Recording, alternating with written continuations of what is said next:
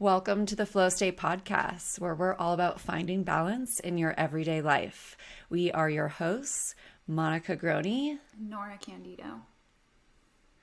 All right, I am so excited to dive into today's episode. We are talking all about birth control, why birth control is used so commonly for period symptoms, for cycle regulation, and what you should be thinking about if you are thinking about coming off hormonal birth control. I feel like this is a topic that comes up so often, so I'm so excited to talk about it today. Yeah, me too. Okay, so I think one of the first questions that I want to ask you, Norah, and so Norah, maybe just again, introduce yourself and let everyone know why you are an expert on this topic. Thanks for saying that. Yeah, so my name is Norah Candido. I am a registered dietitian, and I have done a lot of research on this based on my own personal experience, things that I was navigating in my own hormonal journey, but also from my schooling and my background in nutrition education. So I love speaking about this topic. I think everybody deserves to have access to this information, and I'm so happy to chat all things birth control. Yeah, and quick personal question, but have you been on or were you prescribed birth control at any point in your journey? Yeah. So my story is long, and that's not for today. But when I first got my cycle, it was beautiful. We talked about this on the first episode. Super light in the beginning. I used what they called it, like a slender tampon. I don't even know because I haven't seen them since my first cycle 14 years ago. And then the next three came very quickly with no consistency. They were super heavy. I ended up missing 18 days of my freshman year of high school. And I went to my doctor and they were like, here, take this magical pill. It will help. And you know what? It did. And that's why, we can talk about why it works, how it works, why it makes people's PMS or all of their symptoms go away. But for me, it was such a Band-Aid solution. Like, it didn't address why that was even happening in the first place. Or if my doctor had been like, oh, this can be normal. Like, these are your first few cycles. It's going to take time for your body to figure it out. Here are some nutrition and lifestyle tips that you could be doing while you're getting your cycle more frequently, focusing on nutrient-dense foods, etc., and ways to just support my body better so it could figure it out on its own. I wasn't broken. Nothing was wrong with me inherently, but this pill that I ended up taking for 10 years masked all of those issues, and then they came rushing back as soon as I came off the pill. Yeah, I feel like that's such a common scenario. I know my story is very similar too. I had heavy periods, I was getting acne, and it was just like orthotricycline low, here you go, your problems are solved. And so I feel like that is like such a common quick fix with a doctor, with our OBs or our primary care physicians. Like, is there a specific reason that doctors are just prescribing this and handing it out like candy? Yeah, absolutely. And I think we're probably proof of that. It works. It's easy. It takes over. And the work that I do in my private practice and my passion is treating the underlying issues. But doctors don't have that capacity. When you're seeing 20, 30 people in a day, you don't have time to sit down for an hour and be like, here's how you care for your body at different phases of your cycle. And here's it's hard work, honestly. I don't think they have the capacity. Something too that, I learned recently that really blew my mind was that our doctors don't have the same kind of nutritional or like lifestyle training that like a nutritionist or a dietitian have. What is it? Like, doctors only have like 10 hours in their whole 4 years of studying, whatever, like however long our schooling is. It's like a very small percentage is focused on nutrition. Is that right? Yes, that is 100% correct. And I hope that programs are changing in the future to understand, especially coming from more of a preventative medicine lens. There are so many more things that we can be doing. But, there is a time and place for birth control. I'm not here to just demonize it. It's done a lot for women's rights, and it's a really important tool that we have, but it should not be abused. And there are certain situations, and I think letting people have the informed choice, giving people the decision, here's some of the side effects. You are at a significant increased risk for blood clots when you take birth control. Like, I did not know any of these things, and I don't blame my mom. I don't blame my doctor. I don't blame myself just because I was 14 and I trusted my doctor, right? Like, they're the one that has the authority in this situation, and it's like, okay, this is what you recommend. I'm going to do what you say. Yeah. Yeah, it's so true. I mean, I think we all respect our doctor's opinions, and it has become where we're scared to stand up for ourselves at points. But I think that people getting or being armed with this information is so important. And one of the things, just you kind of bringing up side effects and like understanding the side effects, I think there's also been a lot of myths that have come about with birth control. So maybe let's just bust a couple of those real quick before we dive into just how actually birth control does work. One of the ones that I hear often, and I've been sharing a little bit of my like trying to conceive journey on TikTok, and people are like, yeah, it's because like doctors are handing out birth control and birth control creates infertility. So like, is that true? I don't think we have enough information to make that direct cause and effect correlation, but I do think there's a big connection, and I see this in my practice now, and I think it's really invalidating. It dismisses people when they are coming off the pill and then their cycle doesn't return, or they're struggling and there are a lot of imbalances that are occurring while your body's trying to figure things out. And if your game plan in your mind, you're like, okay, I'm going to come off the pill today and I want to get pregnant tomorrow, it doesn't work like that. But fertility clinics still use birth control when they're doing fertility treatments for people to simulate, okay, we get the bleed on this day, so you should ovulate on this day. Like, they are still using it as a tool in their practice. So I don't think we can make that connection to say it absolutely causes infertility. But again, in my experience, the longer that we're on it, the longer that we're shutting our brain off and it's not regulating our hormones from the inside out, we're relying on outside sources, those exogenous hormones to control our cycle. That, I think, the longer we're on it, the harder it is to turn off. The harder it is for our brain to turn back on and regulate this process on its own again. Yeah, and like you said, we don't necessarily have enough data on it to be blaming birth control for infertility issues, but it's almost like because birth control is covering up so much of what's actually going on in our cycles, and if we're taking it for a prolonged period, this is my opinion, but I think that some of those underlying issues are going unrecognized, which can create future fertility issues, right? Exactly. Because we're not getting to the bottom of our health issues because birth control is kind of covering that up. So I think that's a great segue to, like, we hear it a lot. Birth control just covers up your symptoms. Yeah. What is birth control actually doing? Why does it help some people? And of course, like, it makes symptoms worse for some people too. So I feel like there's like a really strong 50-50 split of birth control making you feel better or worse. So what is it actually doing? Yeah. Oh, there's so much to what you just said there too that I want to touch on.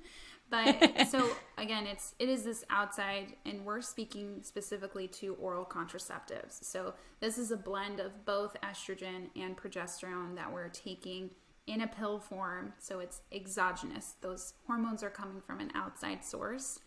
And what it's doing is basically blocking the communication from our brain to our ovaries. Our ovaries are where majority of these hormones are made, specifically estrogen.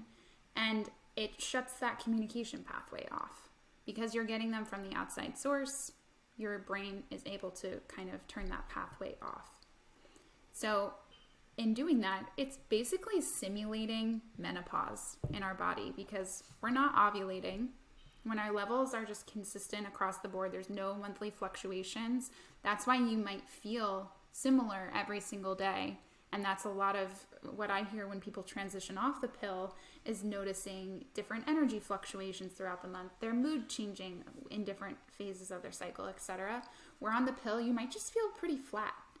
I know a lot of people that when they started birth control, they started having a lot of mental health issues too. they did not feel like themselves, and they felt really low or flat, no energy, feeling more depressed or more anxious. And when you're playing with hormones, those are very common symptoms that we can experience because your body just doesn't know what to do with, maybe it's the amount, maybe it's the type or the form of those hormones coming in. The last thing big myth here is even when we get a period, quote, I'm putting this in air quotes, when we're on the pill, it's not a true period. So because we don't have those fluctuations, the lining in our uterus, the endometrium, is never fully building up. So we don't have anything to shed. There's nothing for us to lose when we have a quote period. It's technically called a withdrawal bleed. So when you take that week of sugar pills or placebo pills or iron, whatever you call them, iron pills, that cutoff or the removal of the hormones, they don't contain the estrogen or the progesterone, is what simulates or tricks your body into thinking, okay, I'm about to have a period. But there's nothing, like, that's unnecessary when you're on the pill. Is that why when a lot of people, so our pill bleed or withdrawal bleed, whatever that is, you said like our uterine lining doesn't build up, so we have nothing to shed. Is that why a lot of people on birth control don't actually like even get a period? Is that like a common, or like what is that bleeding if there's no uterine lining? Yeah, exactly. And that's why there's a huge difference too in what you think your period blood might look like on your pill, which it's likely thinner, it might be lighter in color. It's because there's no like old blood hanging around from the previous cycle that's oxidizing. There's no thickening of that wall, so the consistency of the blood itself is a lot thinner. When we do come off the pill, and some individuals might experience thicker blood, they're like, oh my gosh, what is this? What is this? Yeah, and that's probably true for like clots. Exactly. And like, I mean, I know using my menstrual cup, you can like actually see skin, like you see debris, I don't know what to call it, like in your cup. It's not just blood, because we aren't just bleeding, like we're shedding. Exactly. So I think that is really interesting to think about, that just like that awareness of like seeing a pill bleed, like the actual blood is not normal. Exactly. Yeah. Okay. So super interesting. Basically, like what you just said was the pill prevents ovulation. We don't ovulate on the hormonal birth control pill. And that's why you can't get pregnant. Right, exactly. And so a lot of people, and I think that this might be interesting for someone who's listening to this and hasn't heard the like craze of like, oh, I want to come off my birth control. I feel like, there is this movement of people who are like, I want to be in tune with my body. I don't want to be on birth control. But for someone who birth control is working for in terms of helping them reduce their symptoms, like why would they maybe consider coming off birth control other than wanting to have a baby? The first things that I hear from individuals that I work with when they come off the pill is they feel clarity. They feel more like themselves. They have more energy. They have more libido or sex drive. Like those things are quality of life. We're not meant to feel the same every single day. Those energy fluctuations, those changes in our libido, everything is designed for a reason. So that alone is obviously a huge benefit, but when we think about more of the side effects or the potential hazards of being on birth control, its relationship to gut issues especially, or if you are experiencing any of those mental health changes, the blood clot risk is higher. Those to me are the motivation to also come off the pill. It doesn't mean you have to get pregnant or you will get pregnant. And I think whoever puts you on the pill should be the one telling you how to come off the pill. And we're never really given like this exit ramp.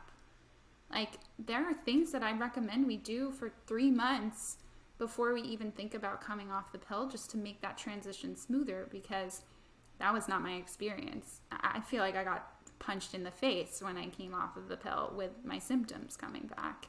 And now, again, that's my whole hope in helping people through this transition, is to prevent all of those things from happening.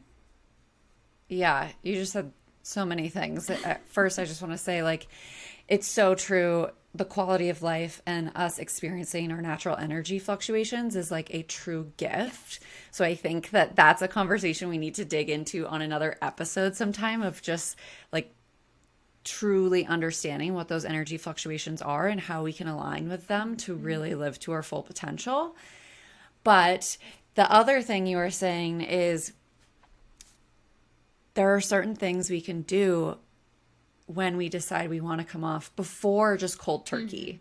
So what are some of those things? Let's dive into that. Absolutely. So the way that our body even processes birth control, like many other medications, is through our liver.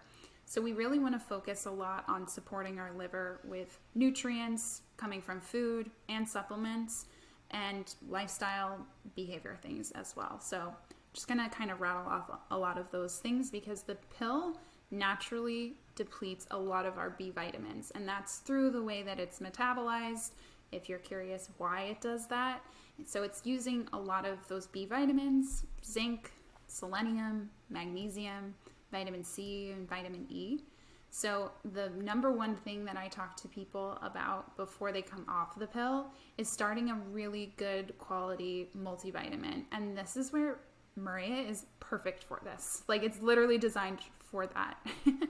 The amount of magnesium in this elixir is what I think makes a key difference for a lot of people too in the transition, is supporting their mood and if they're experiencing any sort of anxiety as well. But all of those vitamins that are being depleted, we need to help restore and rebuild those stores of those vitamins, because those are the essential building blocks needed for our body to even make the new hormones coming in. So if we never take time to replete, and then we come off the pill, our body's like, well, I'm SOL. Like, I don't have the necessary building blocks to even start this process.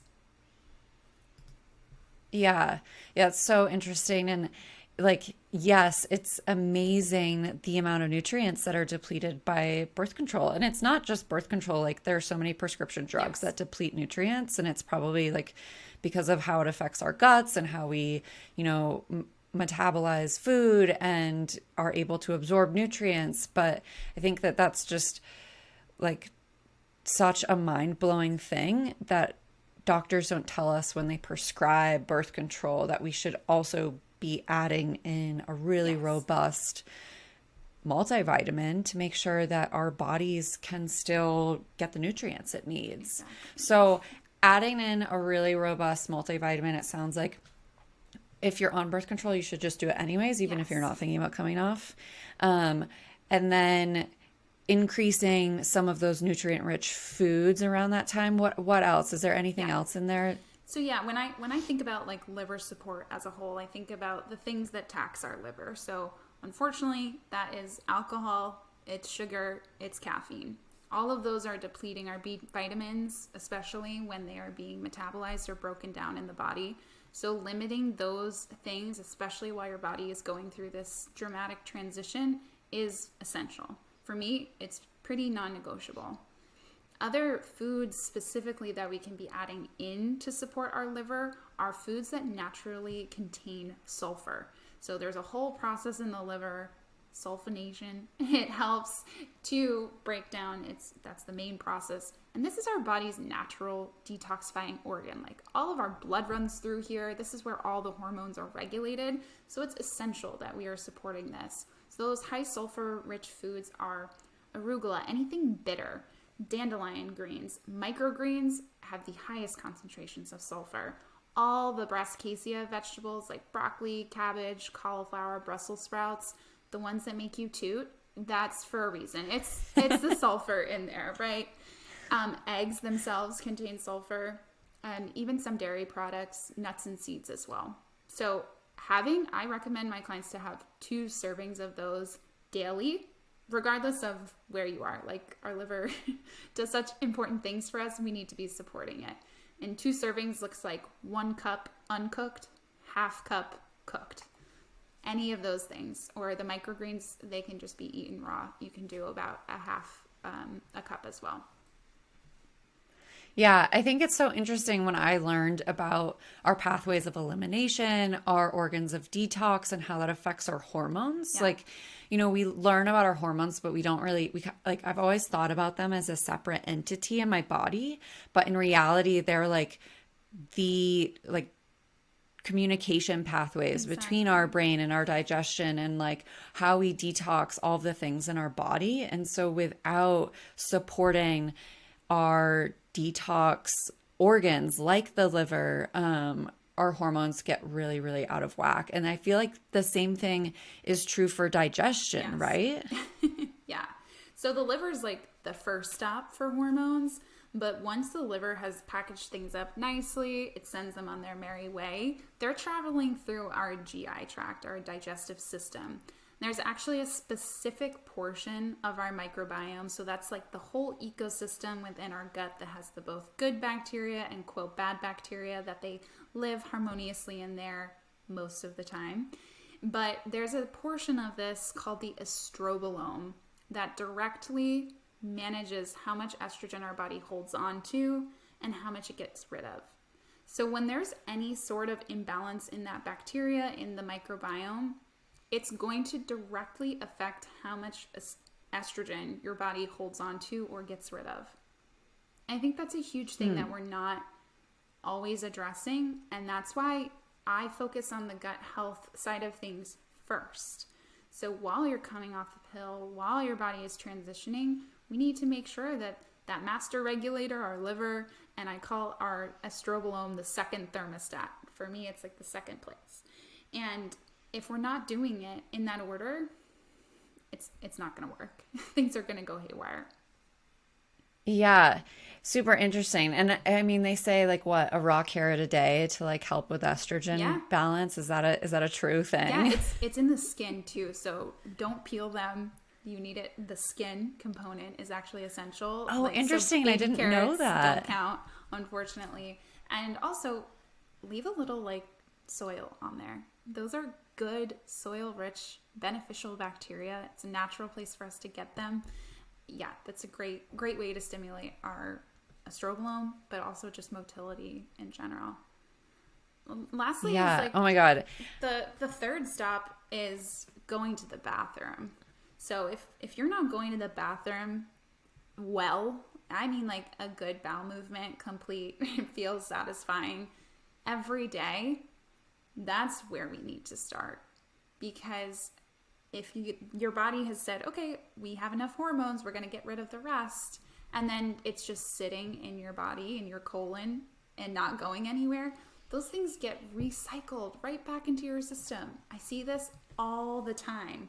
And I can see it in the type of estrogen that gets recycled, but that's what's causing the PMS symptoms, the breast tenderness, the acne, the cyclical migraines, the cramping, the heavy clots. All of that is because your body is just not able to get rid of that estrogen effectively. Yeah, I think I didn't realize that until, looking at the charts of your hormones, and it literally is like a roller coaster ride, right? It's going up and down and up and down. And if we think about that, like if things go up in our body, the only way to get rid of them is through excretion. And so we think like, how does our body excrete? Like, well, we poop, we sweat, like all of these things. And so if we're not actually like taking a dump every day, we're not dropping that estrogen off at the pool. Like we need to drop the estrogen off. Other things too, like I mean, it's all cholesterols, hormones, other things. So it's essential. And so yeah, some other things you just brought up in terms of excretion that are helpful in supporting our liver as a whole is sweating. Sweating at least 3 times a week, whether that's in a sauna or even in a hot bath. I choose those two forms even over intense exercise because as your body is going through this transition, we really want to mitigate and lower stress. So yes, stress can come from exercise too, but we need to support and sweat to get some of those things out. So that's why I prefer like infrared sauna or regular sauna or a hot bath. Something that hopefully most people have access to is a hot bath. Yeah, I think that that's a really good point. We hear over exercising can make our periods go away. And so obviously, yes, there is a lot of stress that is put on the body through movement. Of course, daily movement is great for us, but at a certain level, it can be also harmful. Exactly. My kind of broad recommendation is limiting workouts to about 30 minutes or less, honestly, when we're healing hormones, and choosing more restorative movements, more yoga, more Pilates, more walking, stretching than the high intensity boot camps and HIIT classes and things. And it's temporary. This is not your forever, but knowing that it might help to prevent some of those issues down the road and stressing out your thyroid, and that causes a whole nother downwind effect on your hormones. Yeah. Okay. So we've talked about when coming off, bringing nutrient levels back up, replenishing micronutrients.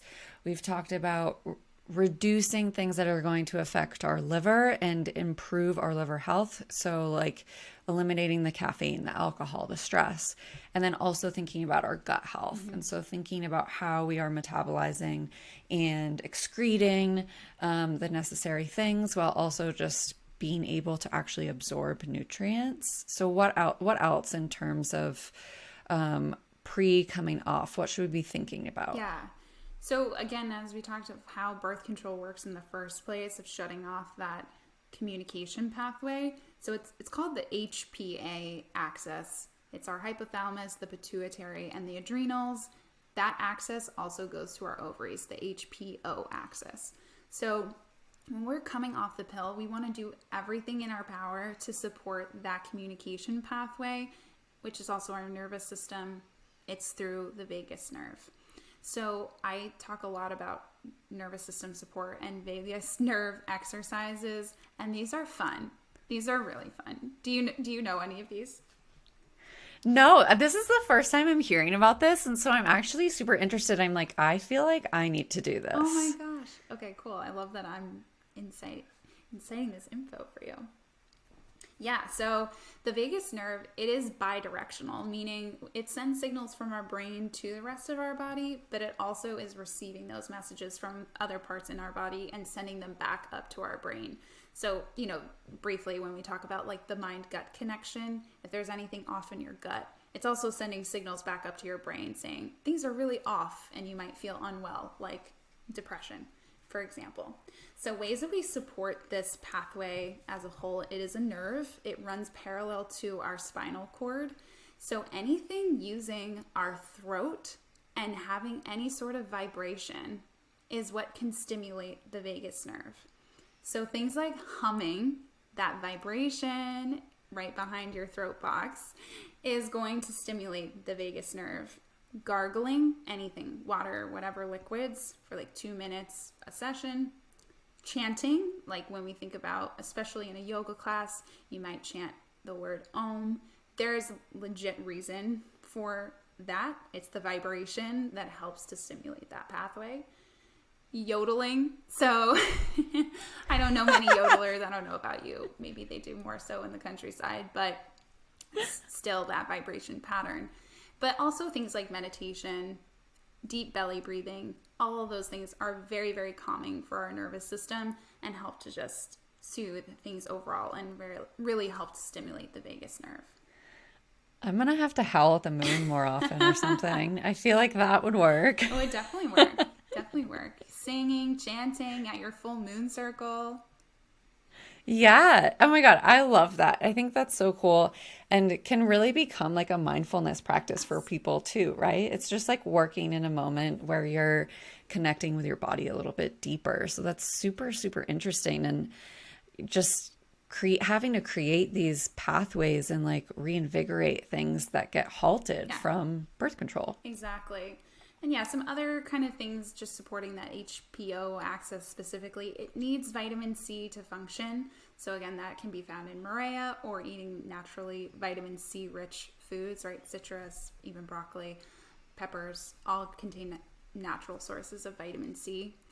Sleep is essential. This is something that we definitely need to be prioritizing when we're focusing on our hormonal health and That looks different for everybody, but somewhere between 7 to 9 hours is ideal. And that's, again, another non-negotiable for me. Even being intimate, having sex has been shown to be beneficial. So when we orgasm, especially, there's a lot of those feel-good neurotransmitters and hormones that are released, and endorphins post-sex that we experience that are super helpful. They're very calming for our body. So if you needed a reason, if your partner needed a reason, there you go. Things that the pathway also can benefit from is sodium. So this speaks more to our adrenals. They function off of sodium. So we need to be having enough salt in our diet. I love, especially if we're eating more whole foods and we're not getting sodium naturally, having one electrolyte beverage a day, I think, is an easy way for us to incorporate it, or sprinkling iodized salt onto your meals. It needs to be iodized to support our thyroid. I also like adaptogens. It's one that I like to lean on, but there are some contraindications for people. So this is very individualized. I wouldn't just go start taking one without talking to your provider. There are different types, different amounts. If you have an autoimmune issue, you might not be recommended to take certain ones. If you have blood pressure issues, etc. So this is it is more medicinal than anything else, but they can be really helpful, especially things like ashwagandha, supporting anxiety and helping your body make this transition a little bit easier. Yeah, I'm so glad you touched on that, and just that, there are so many things that should be individualized, whether it's adaptogens or herbs or things like that, just because everyone has different needs and their body's functioning different. So that's such a good thing. And the salt thing is really interesting. I guess I didn't really realize that. I mean, I definitely salt my food pretty often. But yeah, I would never think of like doing an electrolyte drink just to like support thyroid and hormones. Yeah. That's really interesting. I notice if people feel like no matter how much water they drink, they always feel thirsty, or their urine comes out just clear, you might not be retaining or holding on to that water to even rehydrate your cells. You might need a little bit more of those electrolytes, sodium, potassium specifically, to help your body actually retain and use the water that you are providing it with. But that's another thing. When we have some adrenal issues, you might notice craving more saltier foods or sweet foods. And that's specifically because your adrenal glands are using those electrolytes. So it's an easy way, kind of nice little blanket. And now, there's infinite options out there. I don't know. Do you incorporate electrolytes when you run? I do for long distance. Yeah. I'll usually do one like before I go for a long run, and then we'll take salt tabs with me. But I don't do it unless I'm kind of know I'm going to be out for like 3+ hours, really. Yeah. So no matter like activity level, and again, this is for individuals that are eating mostly whole foods, I recommend everybody salt their food with iodized salt and incorporate, depending, an electrolyte beverage every day. Yeah, I'm going to go run into the kitchen after this and see if our salt is iodized. Yes, that is essential. Salt and selenium. So the iodine from iodized salt supports our thyroid, and selenium. So even consuming 2 Brazil nuts a day is enough selenium to support your thyroid. There is also some selenium in Morea as well. Yes, exactly. Awesome. Okay, so this is kind of like all of the things you can do leading up to and once you've come off, but like what should someone kind of expect when they like no longer taking birth control? What is that journey like in terms of getting back to a quote unquote normal cycle? No, I think that's a great question.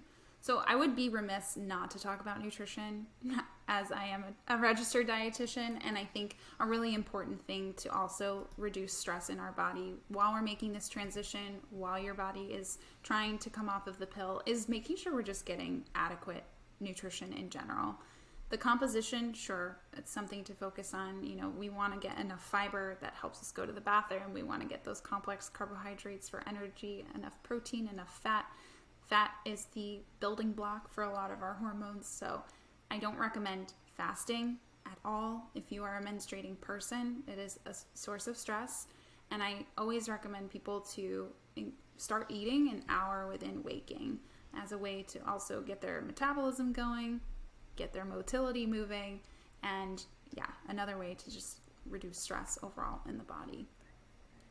Yeah, and I just want to emphasize real quick. I even this week, someone in our DMs was saying like, "Oh, how many carbs is in your product? Because I don't eat carbs." And like, can we just talk about really quickly the importance of complex carbs for menstruating people? Yeah, I mean, we definitely should do like a whole episode on maybe keto or paleo or low carb in general and its impacts on our menstrual cycle, but absolutely not recommended.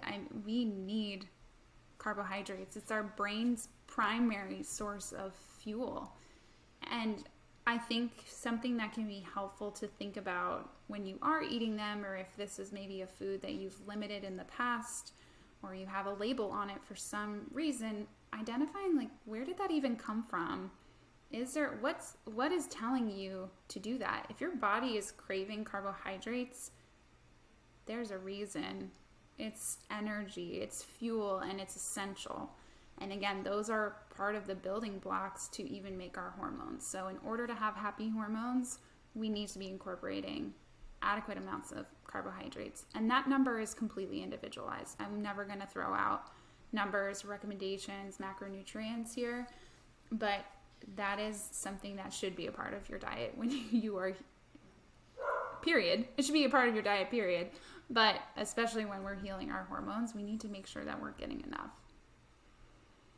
Yeah, and so what are some of the like really solid complex carbs that people should be incorporating and have no guilt about? Yeah. I mean, I always lean on those, especially starchy vegetables. We're entering into the fall right now. It's squash season. I love butternut squash, acorn squash. Oh my gosh, I introduced someone to my favorite squash, delicata squash. If you haven't tried it. I saw you post about delicata this week and I was like, oh my God, I was just thinking about delicata squash because there was this like dish at a restaurant I had last fall and I was like, ooh, I want to make that.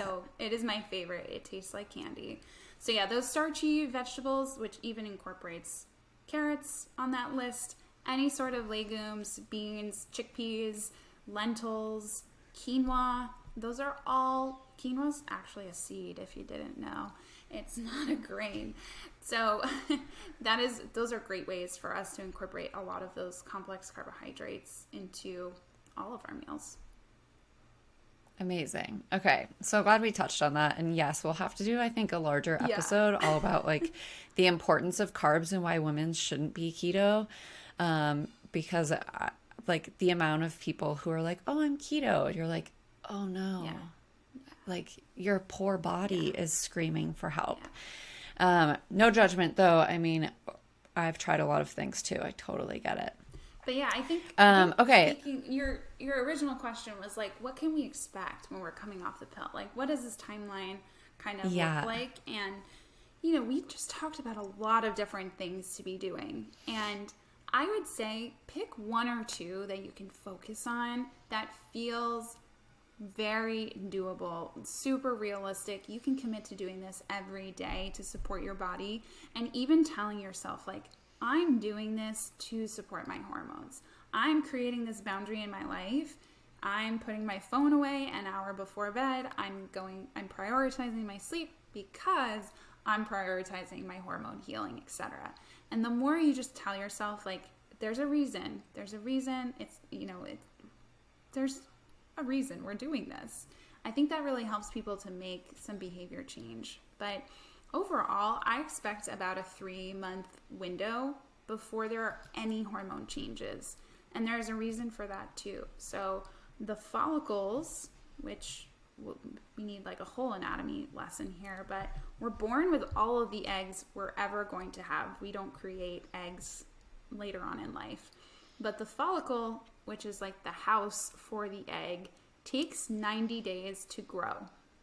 So when we think about like any changes in a 3-month period, It's because that follicle is taking 90 days. So the next follicle to be grown and released of that egg, that cycle is when you can expect to see some changes.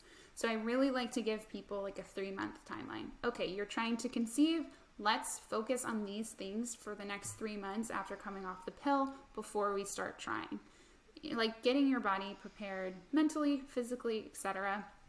Really looking at that 3-month window. I don't know about you, but a lot of my symptoms showed up at like the 3 to 4 month range after I came off the pill. I was like, oh, okay, we have acne now. This is cool. Yeah, I feel like I'm so glad that you said this like 3-month period thing, because it's something that we even say with our product, right? Of like, you may see like results in the first month. That's probably like the Yes. magnesium, helping you feel calmer and sleep better and all those things. But at the end of the day, it does take like give yourself 3 months to Exactly. see what your body's really experiencing and changing, especially introducing nutrients, because it takes that long for our bodies to adapt. Exactly. Yeah.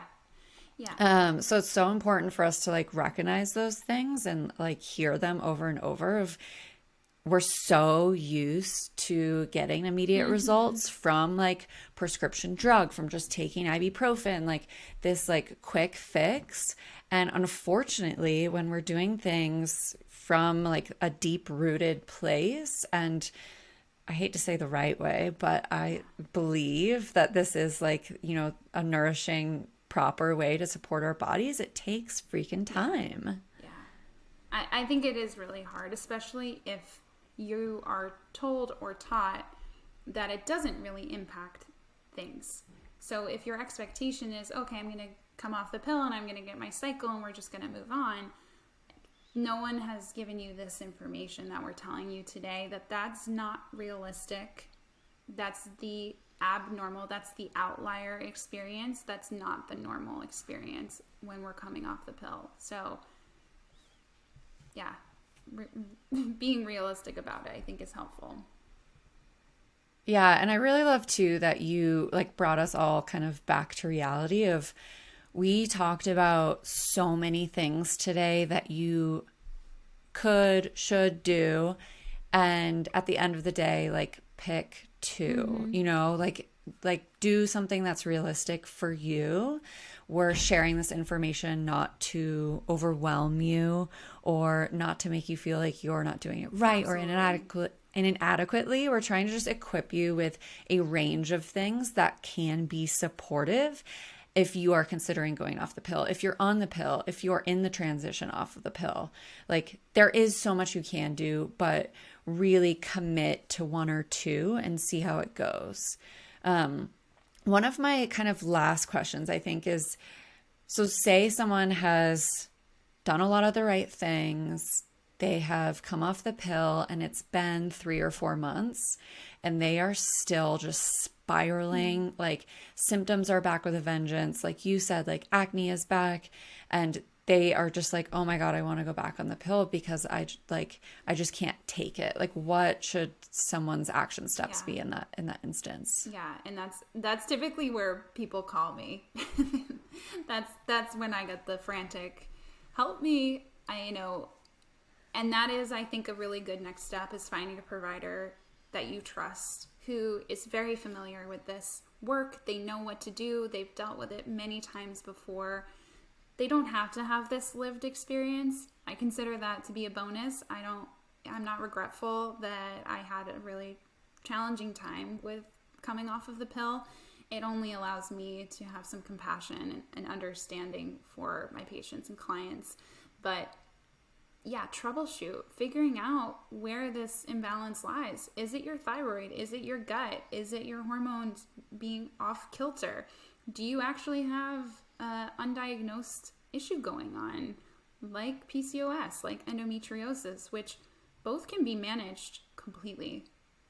I do this work every day, and they are not a life sentence by any means. A lot of individuals experience. I mean, Monica, you can speak to this yourself, right? Like, you have learned to manage PMDD completely. Yeah, and I think it's so easy for us, like in today's world of having labels for a lot of our medical issues, our mental health, all these things, and it's really easy for us to like end up falling back into a Yeah. victim kind of mindset with it of like I'm doomed, there's nothing I can do, I have this thing, like I'm suffering. But if I could tell people anything, it's like we are in control and we truly can come out on the other side of it. Is it going to be hard? Yes. Is it going to take work and effort? Of course, all good things take work and effort. But we don't have to just sit back on our heels and think that, like you said, it is a life sentence because truly it's Yeah. not. And every month isn't going to be perfect or great. And you'll have like quote unquote Yeah. relapses or bad months. But knowing that we can have good months, I think is something everyone should know. Absolutely. Our health is not a linear thing. Even when you get to a resolution, there are still life things that happen. Maybe you get sick, maybe somebody passes and you have grief, maybe you have a breakup. Life happens. We can't prevent those things from happening, and they might shift your health or some of your symptoms temporarily. But having this awareness, knowing that it's not a forever thing, being empowered by that, not feeling defeated, like Monica said, not playing into that victim mode of like, oh my gosh, I'm never going to get over this. Because I can't say always, unfortunately, but there is most often a way, and a way to make things at least better, if not completely gone. Yeah, I feel like this is such a great place to wrap Yeah. up just with like giving people hope and feeling energized towards anyone out there who is maybe feeling like they need some Yeah. healing. So, any last words on birth control before we wrap things up? I think it has a time and a place. It's done beautiful things, but it's not for everyone. It doesn't need to be the only option. Coming off of it does not mean you will get pregnant or that you need to get pregnant. And there are so many benefits to living life without the influence of outside hormones. Believe me. Yeah, I think there's no shame in either Yeah. side, right? Being on birth control or being off, it's mostly just about knowing our options, knowing the side effects, knowing what it's doing to our body. And that education and knowledge is the most empowering thing. So that's what we're here for. We are not here to shame anyone. We have obviously both been on both sides of it, been on birth control, been off birth control, and we just hope that you feel armed with the information that's going to help you make the right decision for you. Yeah. Okay, well, everyone, thanks for tuning in to the Flow State podcast, where we're all about finding balance in your everyday life. If you learned something in today's episode, we would love for you to, of course, subscribe and leave a review on your podcast platform of choice. And we hope you will join us for our next episode next week. Yes, and share, Bye, everyone. share it with your friends.